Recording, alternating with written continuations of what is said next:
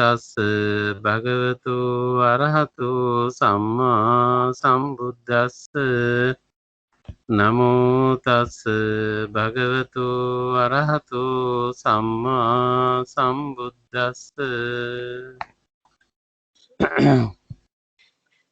සදහවත් පින්වත්නි අපි පසුගිය සතියේ සාකච්ඡා කළේ කේවට්ට සූත්‍රය කේවඩ කියලා කියනවා මේකට.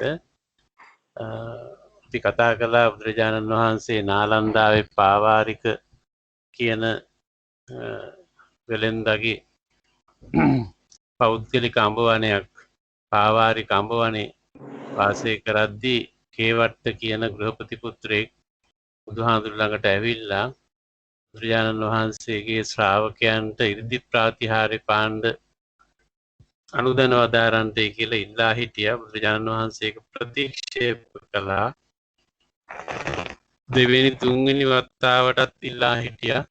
ඒත් බුදුරජාණන් වහන්සේ ප්‍රතික්ෂේප කරලා තුන්වෙනි වතාවේදී බුදුරජාණන් වහන්සේ දේශනා කරනවා මා විසින් දැනගත්ත හඳුනාගත්ත ප්‍රාතිහාර්යයන් තුනක් තියෙනවා.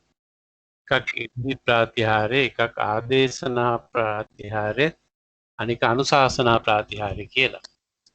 එතකොට ඒවට කිව්වේ මේ වහන්සේගේ ශ්‍රාවකයෝ මේ විදි ප්‍රාතිහාර්ය පෑවොත් ඒගොල්ලෝ කෙරෙහි ජනතාව හුඟක් පහදී වහන්සේ ගැනත් ලොකු පැහැදීමක් ඇති වෙයි කියලා.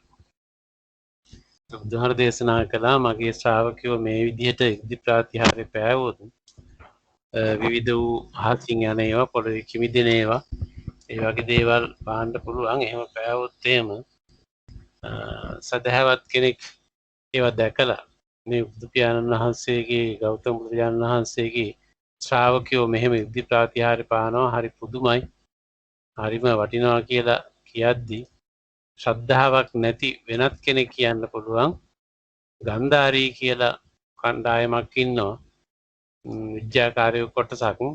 ඒගොල්ලන්ටත් පුළුවන්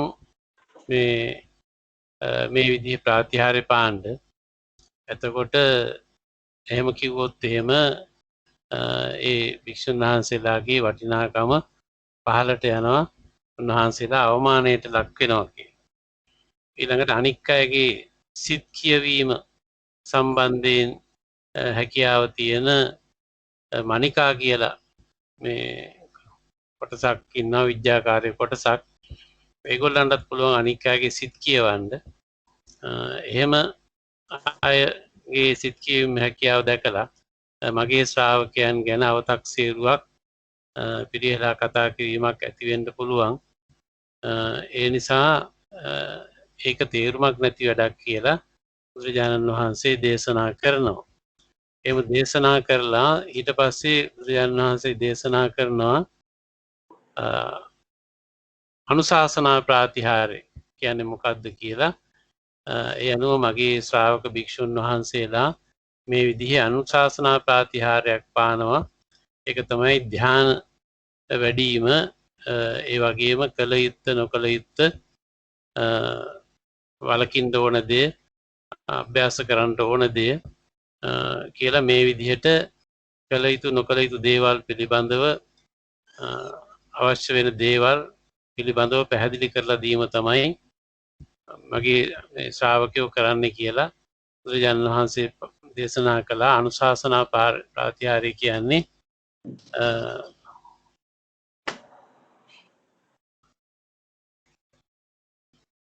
මේ මොනවද කියලා.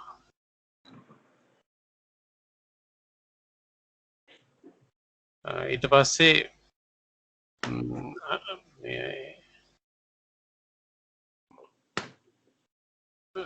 උදාහරණ කීපයක් පෙන්නලා බුදුහාර දේශනා කරනවා. යම් කිසි කෙනෙක් සිරගත වෙච්ච වෙලාවක ඒ සිරෙන් මිදුනහම ලැබෙන සනීපය මේ පහසුව සුවය ඒ වගේම ණයක් අරගෙන ණය ගෙවා කියලා ඉවරුණයින් පස්සේ ලැබෙන සුවේ පහසුව ඔය විදිහට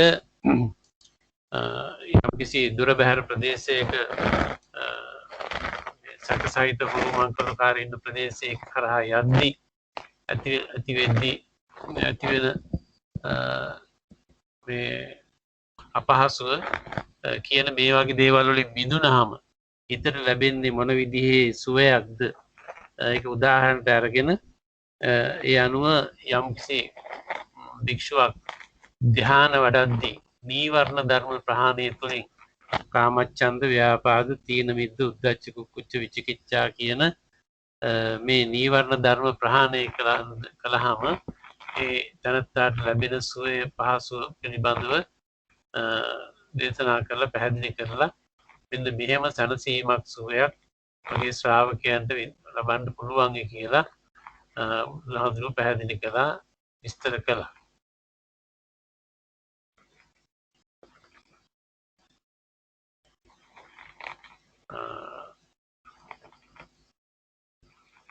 ඒ අනුව ලැබිය හැකි සුවය පහසුව පිළිබඳව ඒ දුකේ හේතුව දුකෙන් මිදීම පිළිබඳව මේ වගේ දේවල් වලින් ලබන සුවය පහසුව ගැන විස්තර කළා. ටික අපි එදා කතා කළා. දැන් අද අපිට කතා කරන්න තියෙන්නේ conversation with the devas කියන මෙන්න මෙතන ඉඳන් තමයි අපිට කතා කරන්න තියෙන්නේ. දෙවියන් සමග ඇති වුණු සාකච්ඡාව පිළිබඳව තියෙන දේශනය. Conversations with devas. Once Kevatta, this train of thought arose in the awareness of a certain monk in this very Sangha of monks. Draupadi Putraya Kevatteni මගේ භික්ෂු ශාසනයේ ඉන්න භික්ෂුන් වහන්සේලා අතරින් භික්ෂුවකට මෙන්න මේ විදිහේ අදහසක් ආවා. බුදුහාමුදුරුවෝ මේ පරණ කතාව ඉස්සර වෙච්ච සිද්ධියක් දේශනා කරනවා පැහැදිලි කරනවා කේවට. Where do these four great elements, the earth property, the liquid property, the fire property and the wind property, cease without remainder? මෙන්න මේ විතර්කය හිතට ආව භික්ෂුවකගේ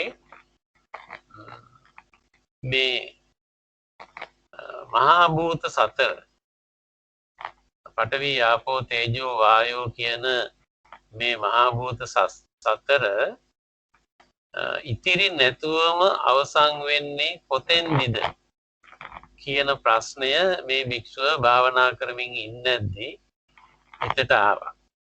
භික්ෂුව භාවනා කරලා හිත යම් මට්ටමකට දියුණු වෙලා තිබුණු නිසා දෙවිවරුන් බ්‍රහ්මයන් මේ අය පේන මට්ටමට සිත දියුණු වෙච්ච භික්ෂුවක්. ඒ නිසා උන්වහන්සේට දෙවිවරුත් පේනවා බ්‍රහ්මයොත් පේනවා මේ අය එක කතා බහ කරන්න පුළුවන් මට්ටමේ සමීප වෙන්න පුළුවන් මට්ටමට මනස හිත දියුණු වෙච්ච භික්ෂුන් වහන්සේ නම.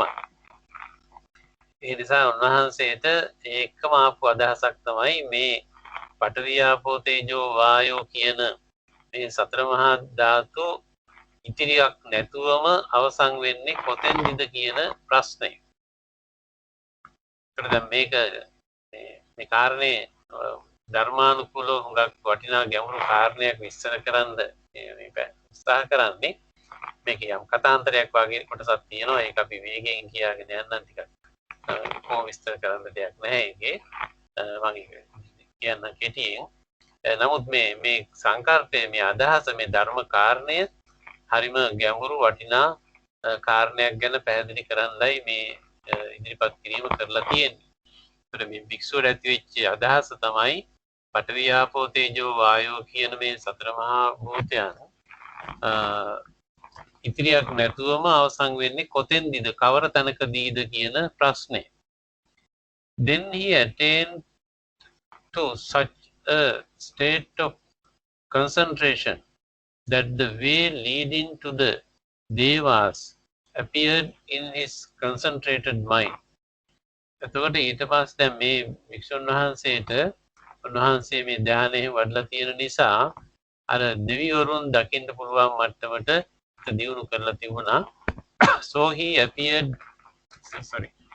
he approached the devas of the retinue of the four great kings and on arrival asked them, friends, where do these four great elements, the earth property, the liquid property, the fire property, and wind property, cease without remainder?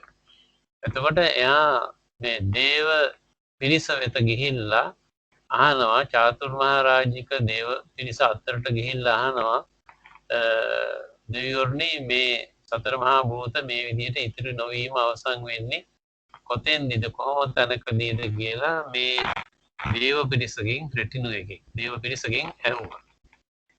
When this was said, the devas of the retinue of the four great kings said to the monk, we also don't know where the four great elements cease without remainder.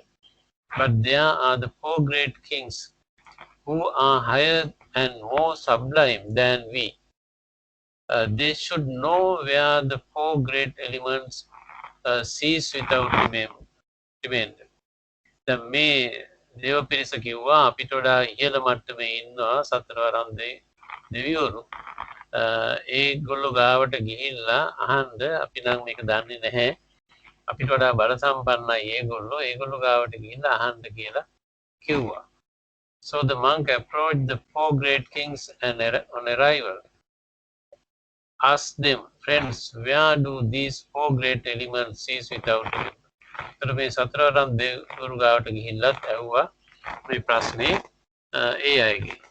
When this was said, the four great kings said to the monk, we also don't know where the four great elements cease without remainder. But there are the devas of the 33 who are higher and more sublime than we. They should know. එතකොට ඒගොල්ලෝ කිව්වා අපි නම් මේක ගැන දන්නේ නැහැ. නමුත් තාවතිංස දෙවිවරු ඉන්නවා. මේ තාවතිංස දෙවිවරු නම් දන්නවා ඇති. ඒගොල්ලෝ ගාවට ගිහිල්ලා අහන්නේ කියලා. So the monk approached the devas of the 33 and on arrival asked them, friends, where do these four great elements cease without remainder?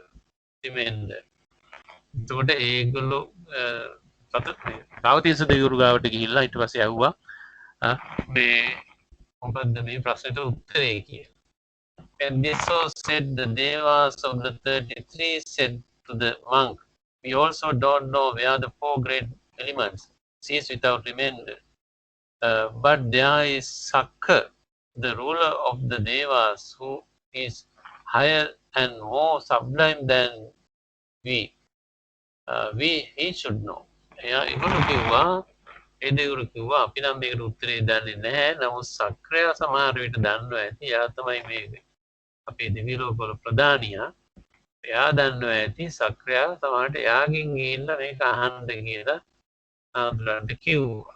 So the monk approached Sakka, the ruler of the devas, and on arrival asked him, friend, where do these four great elements cease without remainder? එතකොට සක්‍රයාගෙන් ඇහුවා ගිහිල්ලා එහෙමනම් මේකට උත්තරේ මොකක්ද මේ අතර මහා භූත ඉතිරි නැතිවම අවසන් වෙන්නේ කොහොම තැනකදීද කියලා. When this was said, Sakka, the ruler of the devas, said to the monk, I also don't know where the four great elements cease without remainder. But there's a Yama devas, devas of the hours, who are higher than, more sublime than I. They should know. මම නම් මේක දන්නේ නැහැ. නමුත් යාම දිව්‍ය ලෝකේ අය නම් මට වඩා ඉහළයි. ඒගොල්ලෝ දන්නවා ඇති කියලා කිව්වා.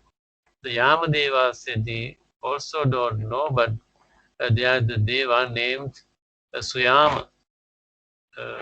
He should know. එයා කිව්වා අපි නම් දන්නේ නැහැ. සුයාම දිව්‍ය ලෝකේ කට්ටිය නම් මේක දන්නවා ඇති කියලා.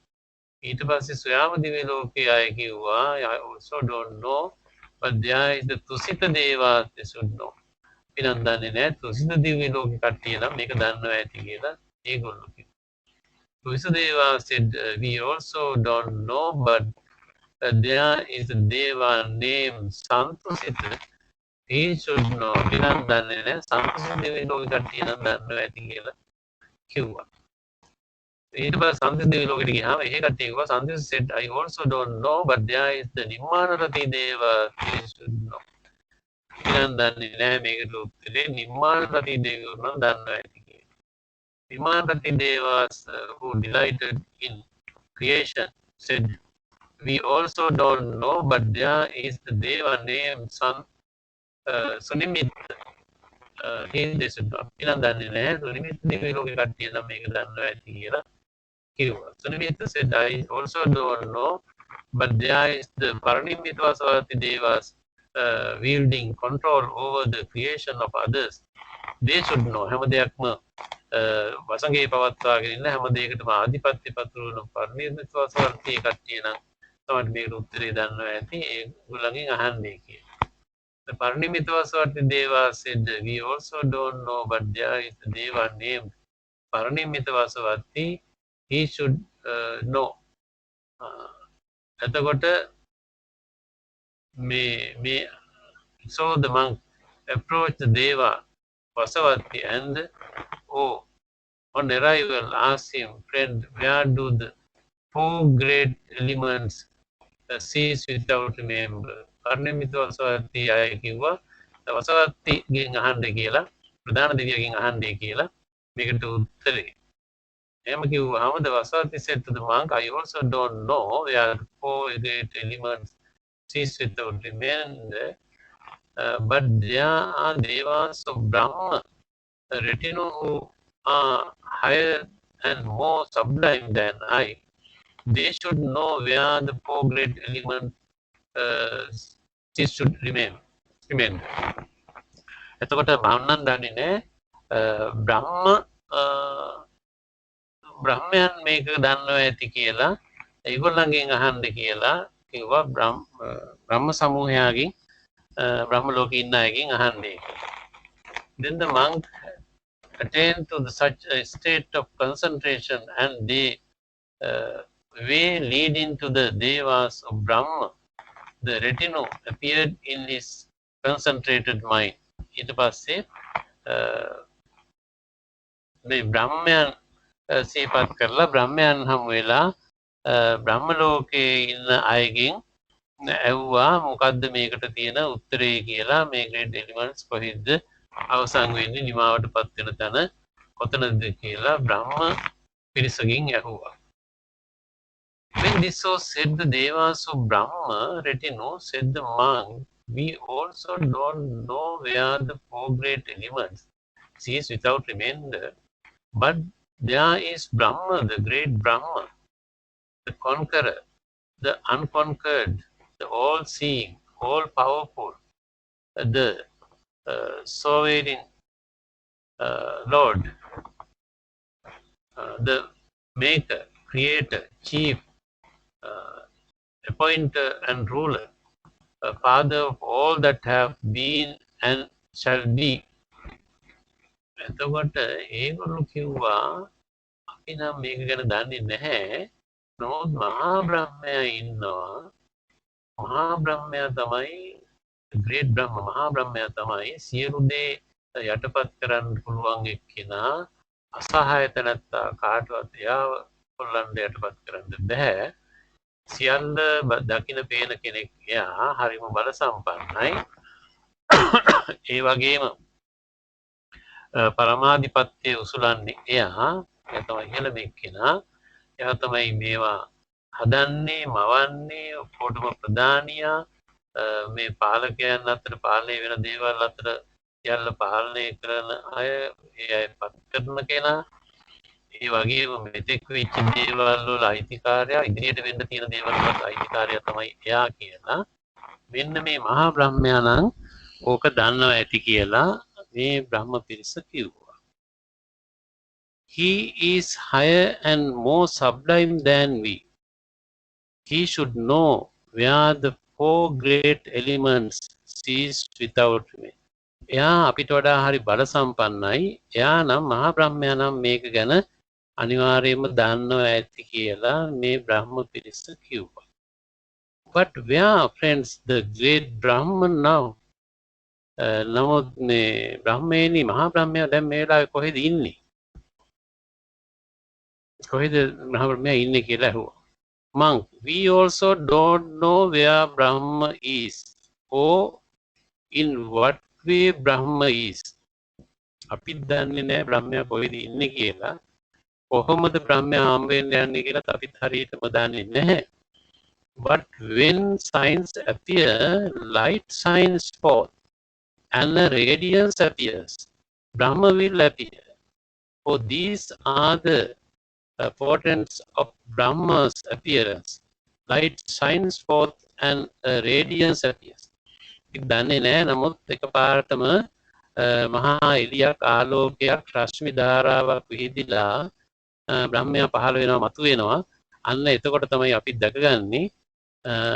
අන්න එයා ඒ වෙලාවට නම් මෙයා දැක ගන්න පුළුවන් මහා බ්‍රහ්මයා අන්න ඒ රශ්මි ධාරාවත් සමග ආලෝකයක් සමග තමයි මේ මහා බ්‍රහ්මයා මතු වෙන්නේ කියලා මේ බ්‍රහ්ම පිරිස කිව්වා.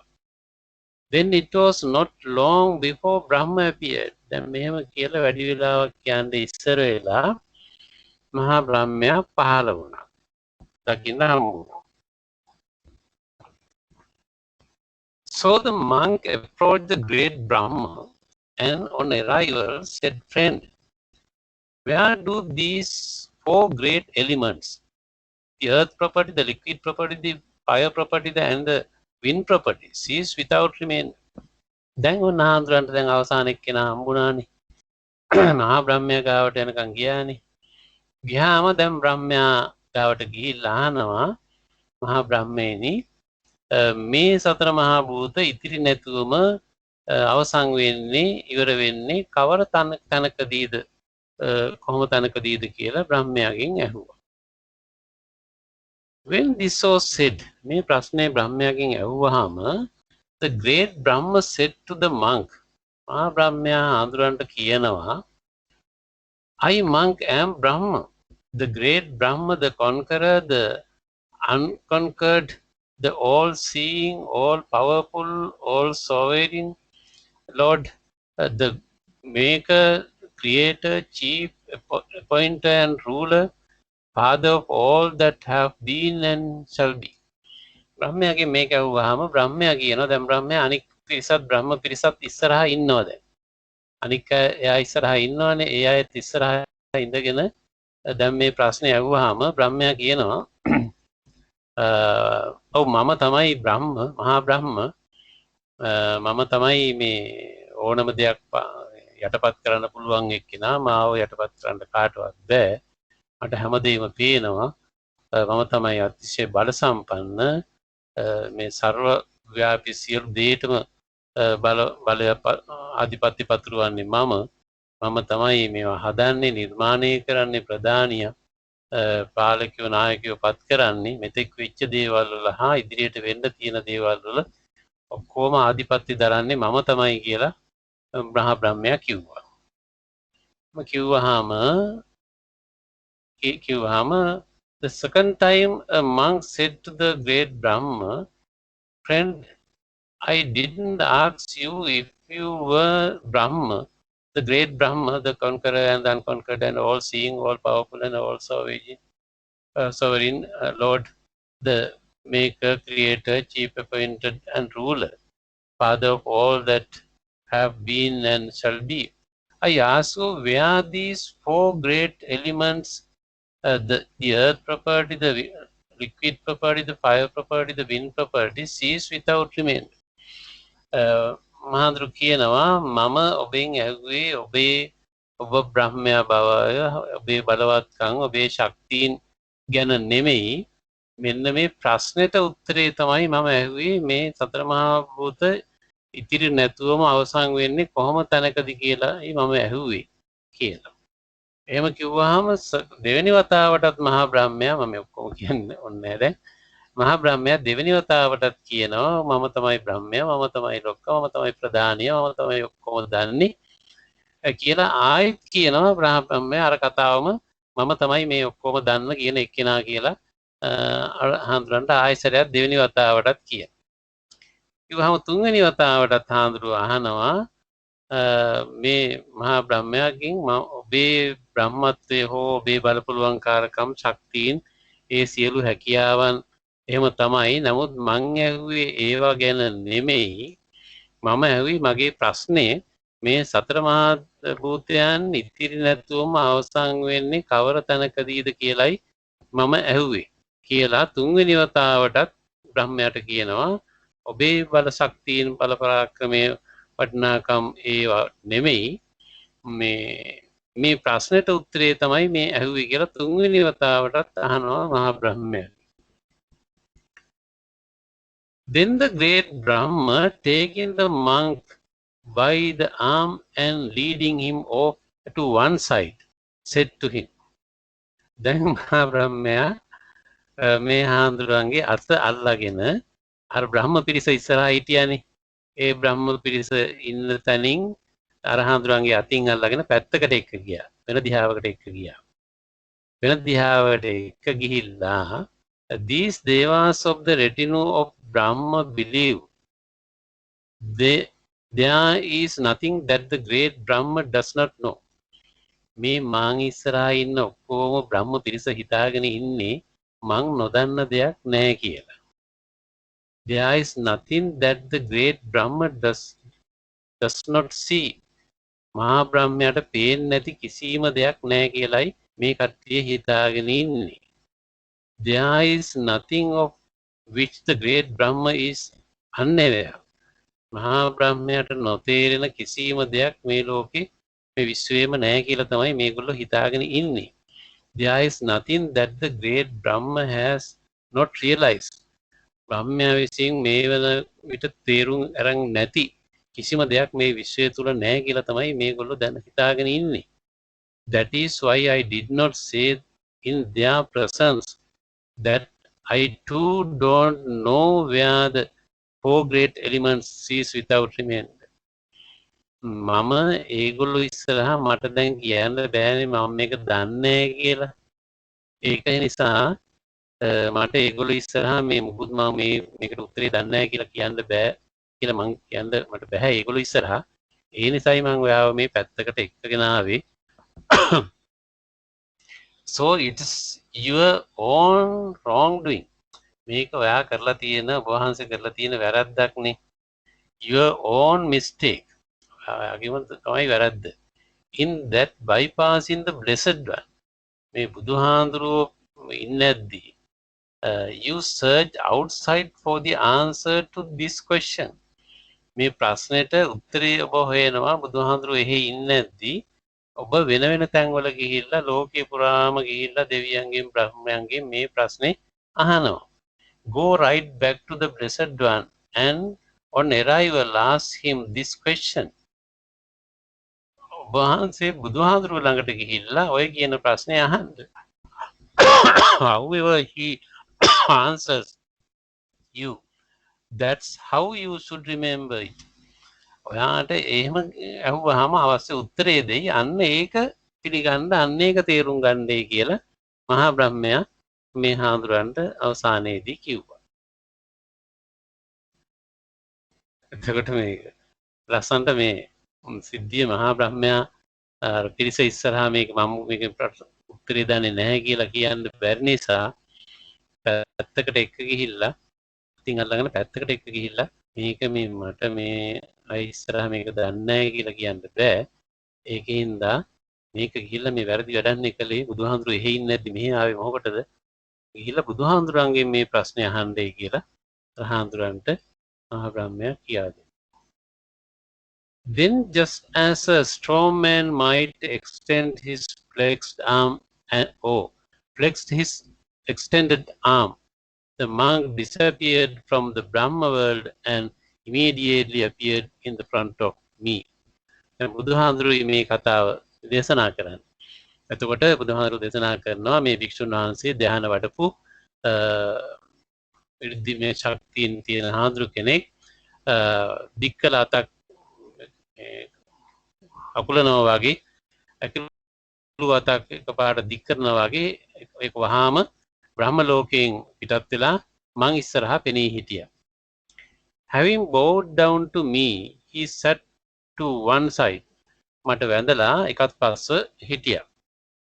As he was sitting there, he said to me, Lord, where do these four great elements, the earth property, the liquid property, the fire property, and the wind property, cease without remainder? දැන් මේ ප්‍රශ්නේ දැන් ආයි බුදුහාමුදුරන්ගෙන් ඇහුවා. දැන් අර බ්‍රහ්මයා කිව්වනේ බුදුහාරංගෙම ගිහිල්ලා අහන්න කියලා. ඊට පස්සේ අර විදිහට ඇවිල්ලා ටිකක් පස්සේ ඉඳලා බුදුහාමුදුරන්ගෙන් ඇහුවා ස්වාමීනි මේ සතර මහා භූත මේ විදිහට ඉතිරි නැතුවම අවසන් වෙන තැන කොතනද කියලා බුදුහාමුදුරන්ගෙන් මේ ප්‍රශ්නේ මේ හාමුදුරුවෝ ඇහුවා.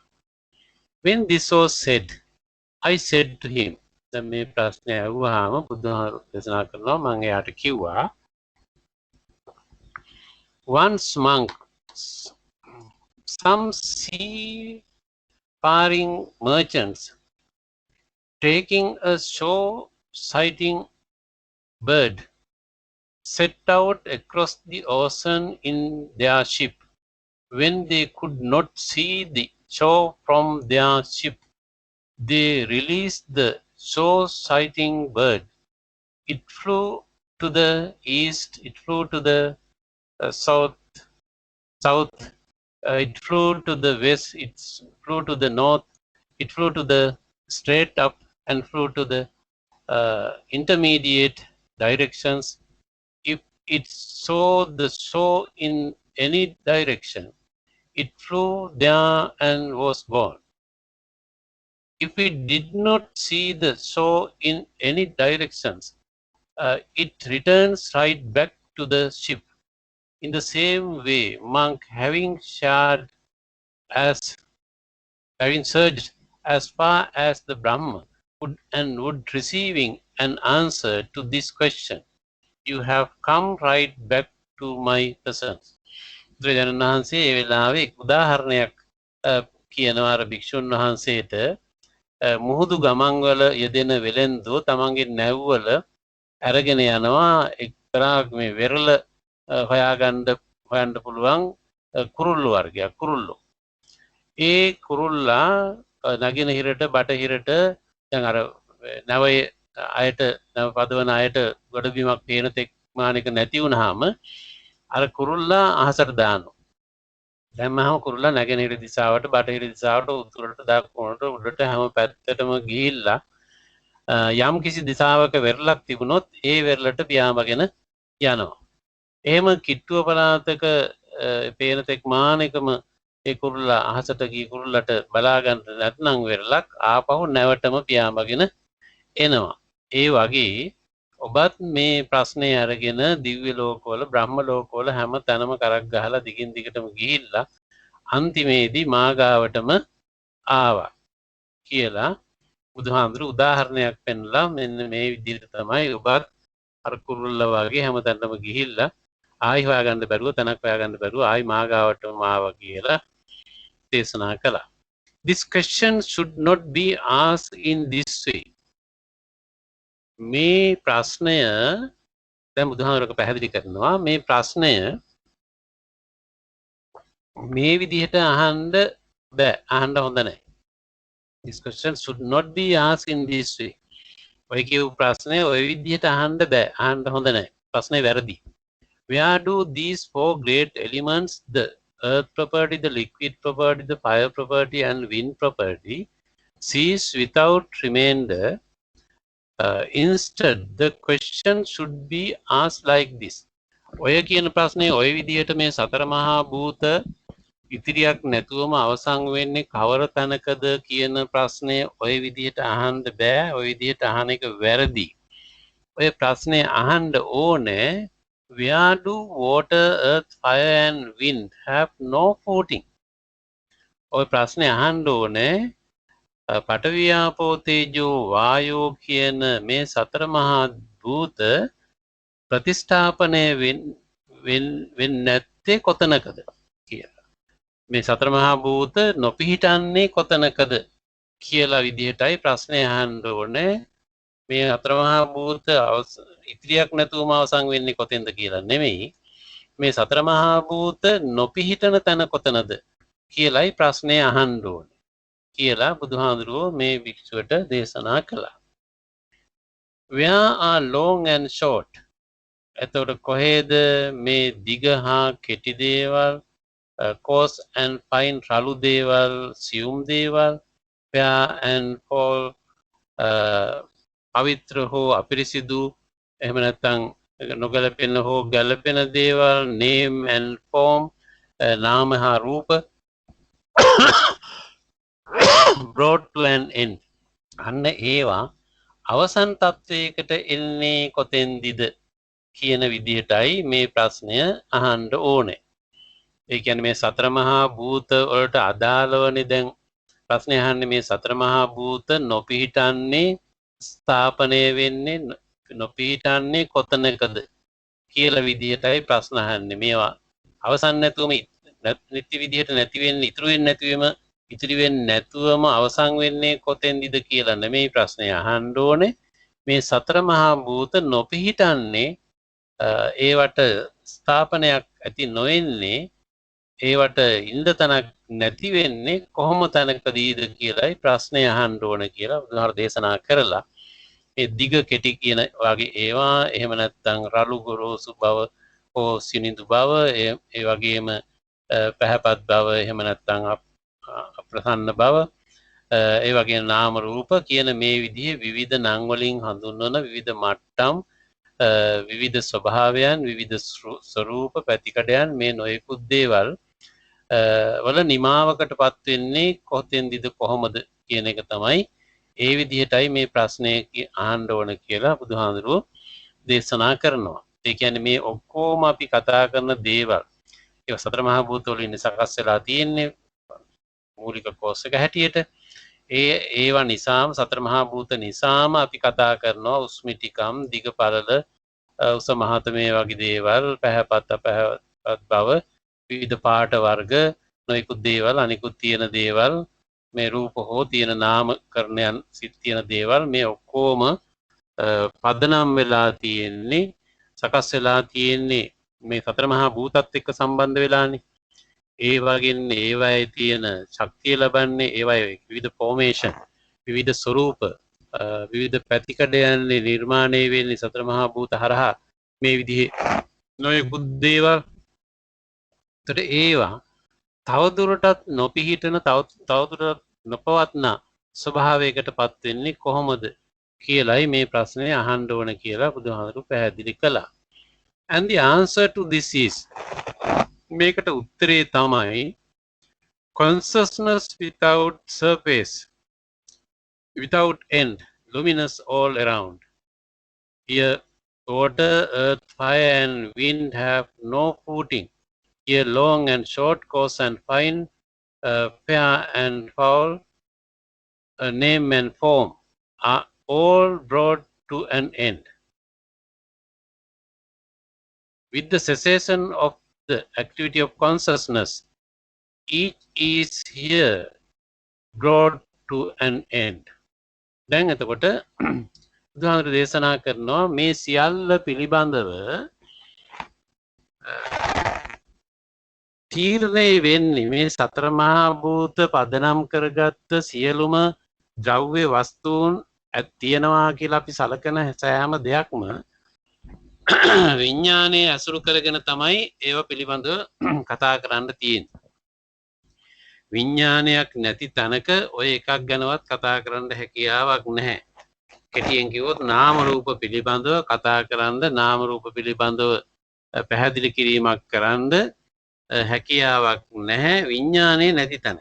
ඒතර විඥානයක් තියනවා නම් පමණයි මේ කියන ඔක්කොම දේවල් මේ දිග පළල උස්මිටිකම් රූප හැඩතලයන් මේ ආකෘති මේ සියල්ල පිළිබඳව කතා කරන්න තියෙන්නේ ඒවා පිළිබඳව තේරුම් ගන්න තියෙන්නේ හඳුනා ගන්න තියෙන්නේ විඥාණය පවතින තැනක. එතකොට විඥාණය නිදර්ශනය කරගෙන තමයි මේ දේවල් පිළිබඳව ඔක්කොම කතා කරන්න තියෙන්නේ විඥාණය පදනම් කරගෙන.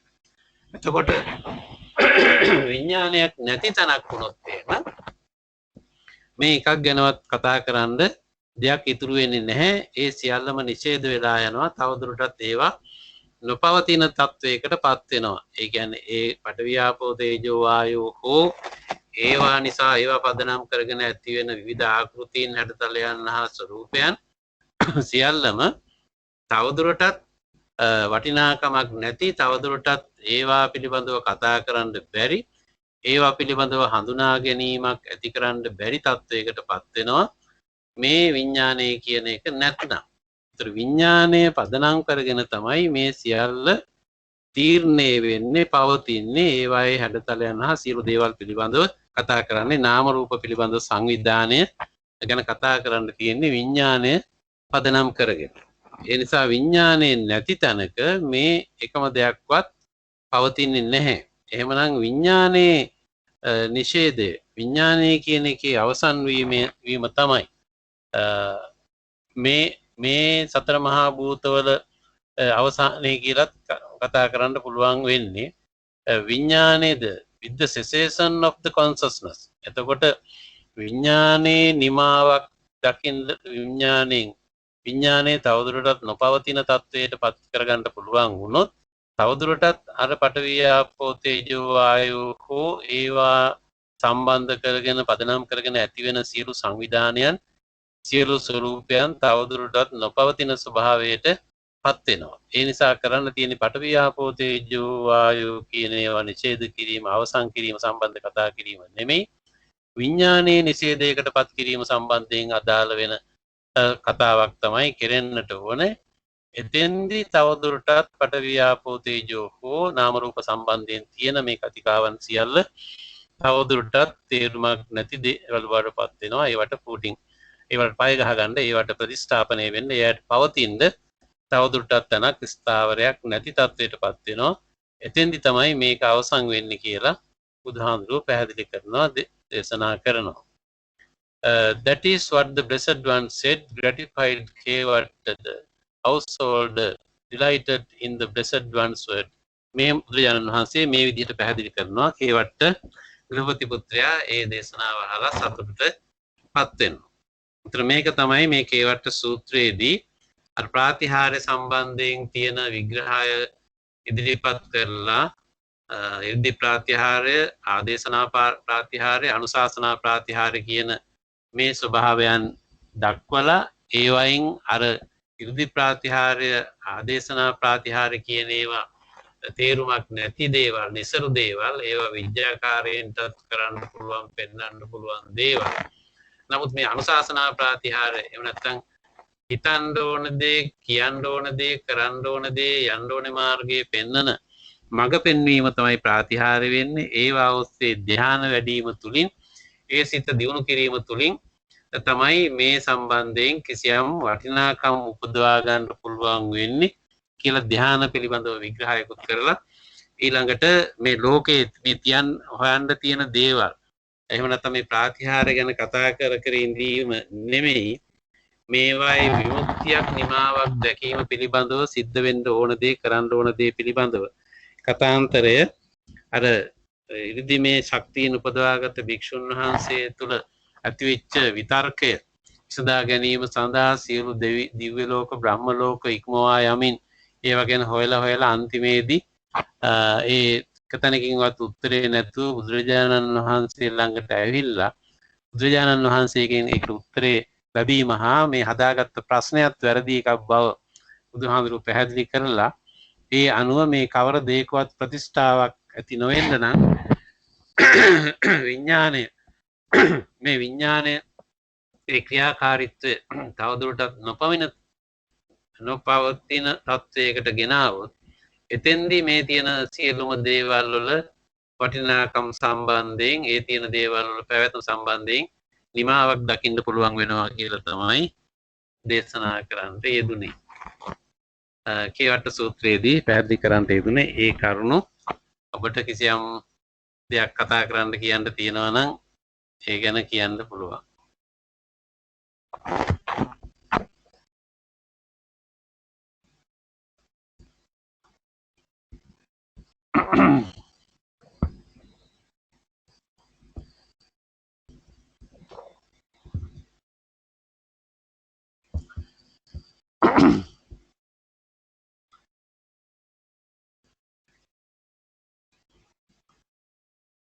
කියන්න දෙයක් නැහැ මම හිතන්නේ නේද? මොකද සූත්‍රයේ තියෙන දෙක පැහැදිලිව ඉතින් අපි කියවගත්තාම ඒකේ තියෙන දේ තමයි ඉතින් හඳුනා ගන්න තේරුම් ගන්න තියෙන්නේ. ඒකේ තියෙන concept එක මොකක්ද කියන එකයි අපි ගන්න තියෙන්නේ. මේ සියල්ල තීරණය වෙන්නේ විඥානමය පදනමක් තුල නාම රූප සංවිධානයේ තුල තමයි මේ සියල්ල අපිට හඳුනා ගන්න තියෙන්නේ තේරුම් ගන්න තියෙන්නේ කියන කාරණේ තමයි මෙතෙන්දී පැහැදිලි කරන්නේ. බොහෝ සූත්‍ර දේශනාවලත් මේ කාරණය තමයි පැහැදිලි කරන්නේ.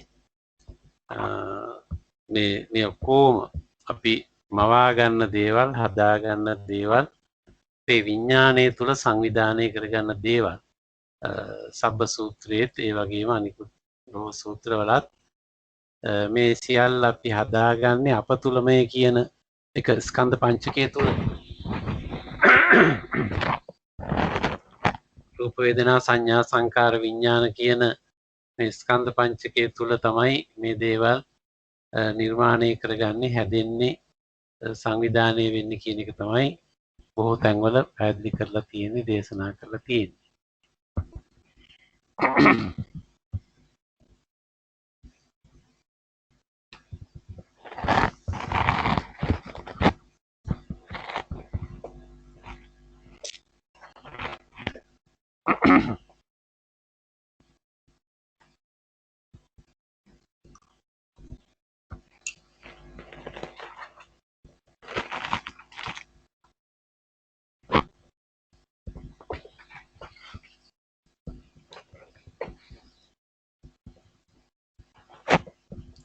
ස්වාමීන් අවසර.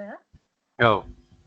දැන් විඥාණයට දැන් අපි කියන හොළඟ කියන කම විඥාණයට ඒක විඥාණයට වදහන් ගත්තොත් තමයි අර හොළඟක් කියන එක අපිට දැන් තේරෙන්නේ. ඒක ස්වාමීන් වහන්සේ මෙතන කියන්නේ දැන් ඒක දැන් හොළඟ හමන එක අපේ ඇඟට වදිනකොටම අපි මේක හොළඟක් කියලා විඥාණයට ගත්තොත් ඒක ගැනීම හින්දා තමයි අපිට ඒක හොළඟ තේරෙන්නේ නේ ස්වාමීන් වහන්සේ. ඔව් හරි. ඒ කියන්නේ අපි ඒක විඥාණයට අදලා ගත්තේ නැත්නම් අපිට හුලඟක් කියන එක තේරෙන්නේ නැහනේ. තේරෙන්නේ නැහනේ. ඇඟට වැදුනහම අපි දන්නවා මේ හුලඟ වැදුන කියලා. ඔව්. ඒකීම හින්දා ඒ වැදීම විඥාණයෙන් අස් කරගත්තොත් අපි අපිට හුලඟක් නැහැ. ඒක නෑ. ස්වාමීන් අන්න ඒක අපිට ගන්න ඕනේ. මේ දැන් මේක අපිට තියෙන බව තේරෙනවා. හැමතැනම වතුර තියෙනවා. ඔක්කොම දේවල් තියෙනවා තේරෙනවා. ඇඟට තේරෙනවා. ඔව්. තේරෙන්නේ අර විදියට විඥාණයෙන් ඒක අපි ගත්ත හින්දායි අපිට තේරෙන්නේ. නැත්නම් අපිට ඒක නැහැනේ ස්වාමීන් වහන්සේ. ඔව්.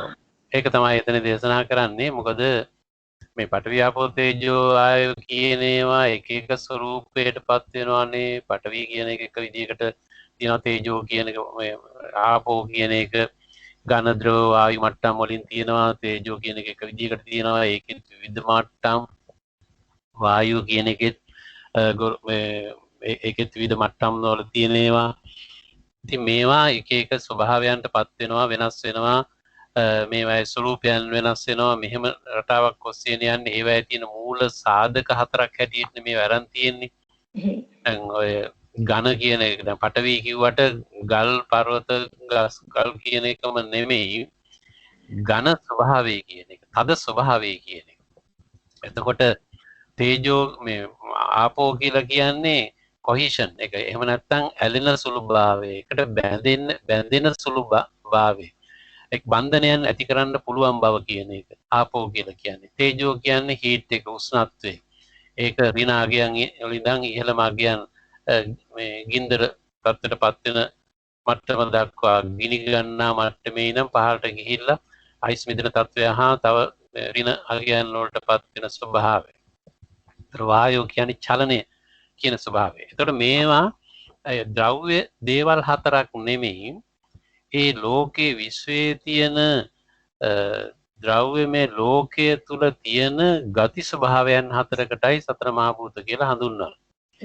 භූත කියන්නේ තියෙන කියන අර්ථයෙන් තමයි භූත කියන වචනේ භාවිත කරන්නේ. තියෙනවා, ඇති වුණා, ඇති වෙලා තියෙනවා කියන අර්ථයෙන්.